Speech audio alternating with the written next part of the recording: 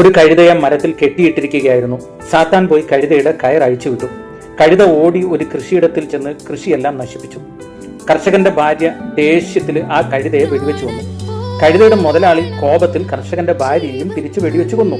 ഭാര്യ മരിച്ചു കിടക്കുന്നത് കണ്ട കർഷകൻ കഴുതയുടെ മുതലാളിയെ വെടിവെച്ചു കൊന്നു. കോപത്തിൽ കഴുതയുടെ മുതലാളിയുടെ ഭാര്യ മക്കളോട് പറഞ്ഞു, നമ്മുടെ കഴുതയെ കൊന്ന കർഷകന്റെ വീടിന് തീ വെക്കാൻ. മക്കൾ പോയി പറഞ്ഞതുപോലെ രാത്രിയിൽ ആ വീടിന് തീ വെച്ച് നശിപ്പിച്ചു. സ്വന്തം ഭവനം നശിച്ചത് കണ്ട കർഷകൻ കഴുതയുടെ മുതലാളിയുടെ ഭാര്യയും മക്കളെയും വെടിവെച്ചു കൊന്നു. ഇതെല്ലാം കഴിഞ്ഞ് കുറ്റബോധത്തിലായ കർഷകൻ സാത്താനോട് ചോദിച്ചു, ഇങ്ങനെയുള്ള എല്ലാ ദുരിതങ്ങളും എന്തുകൊണ്ടാണ് താൻ ചെയ്തത്? സാത്താൻ പറഞ്ഞു, ഞാൻ കഴുതയെ അഴിച്ചുവിടുക മാത്രമാണ് ചെയ്തത്, വേറൊന്നും ചെയ്തിട്ടില്ല.